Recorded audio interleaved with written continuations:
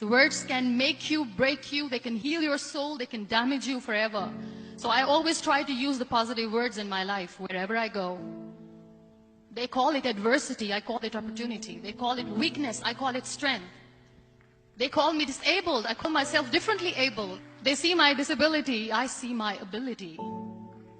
There are some incidents that happen in your life, and those incidents are so strong that they change your DNA.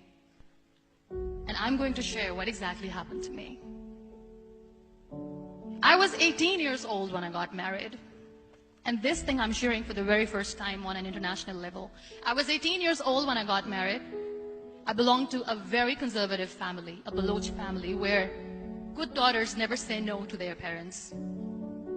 My father wanted me to get married. And all I said was, if that makes you happy, I'll say yes. And of course, it was never a happy marriage. Just about after 2 years of getting married, about 9 years ago, I met a car accident. Somehow my husband fell asleep and the car fell in the ditch. He managed to jump out, saved himself. I'm happy for him. But I stayed inside the car and I sustained a lot of injuries. The list is a bit long. Radius ulna of my right arm were fractured. The wrist was fractured. Shoulder bone and collarbone were fractured. My whole rib cage got fractured. But that injury that changed me and my life completely as a person and my perception towards living my life was the spine injury. Many people came to rescue. They gave me CPR. They dragged me out of the car. And while they were dragging me out, I got the complete transection of my spinal cord. Those 2.5 months in the hospital were dreadful. I will not make up stories just to inspire you. I was at the verge of despair. One day, doctor came to me and he said, well, I heard that you wanted to be an artist, but you ended up being a housewife. I have a bad news for you. You won't be able to paint again because your wrist and your arm are so deformed, you won't be able to hold a pen again. And I stayed quiet.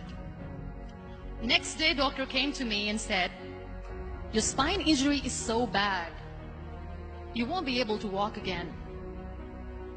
I took a deep breath and I said, it's all right. The next day, doctor came to me and said, because of your spine injury and the fixation that you have in your back, you won't be able to give birth to a child again. That day, I was devastated. I still remember, I asked my mother, why me? And that is where I started to question my existence. Why am I even alive? What's the point of living? I won't be able to be a mother again. And that was quite devastating for me. But then I realized there are so many children in the world, all they want is acceptance. So there is no point of crying, just go and adopt one. And that's what I did. I gave my name in different organizations, different orphanages. I didn't mention that I'm on a wheelchair, dying to have a child. So I just told them that this is Muniba Mazari and she wants to adopt a boy or girl, whatsoever, but I want to adopt a kid. And I waited patiently. 2 years later, I got this call from a very small city in Pakistan. I got a call and they said, are you Muniba Mazari? There is a baby boy and would you like to adopt?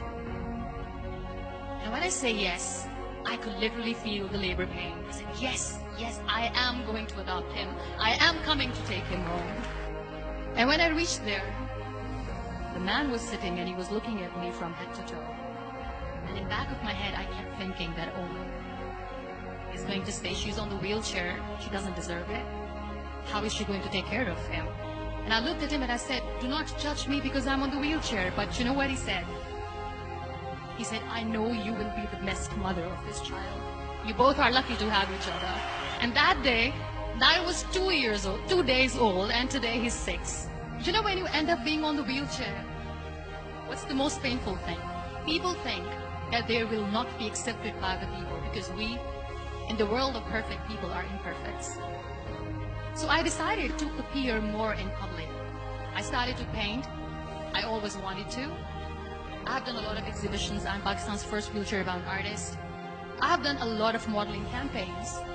I became the National Goodwill Ambassador for UN Women Pakistan, and now I speak for the rights of women, children. We talk about inclusion, diversity, gender equality, which is a must. I was featured in BBC 100 Women for 2015. I'm one of the Forbes 30 under 30 for 2016. We have this amazing fantasy about life. This is how things should work. This is my plan. It should go as per my plan. If that doesn't happen, we give up. So my dear friends, let me tell you one thing. I never wanted to be on the wheelchair. Never thought of being on the wheelchair. I was always aspiring to do bigger things, but had no idea that for that I have to pay the price to be where I am today. It's a very heavy price. It is okay to be scared. It is okay to cry. Everything is okay, but giving up should not be an option. They always say that failure is not an option. Failure should be an option, because when you fail, you get up, and then you fail, and then you get up, and that keeps you going. That's how humans are strong.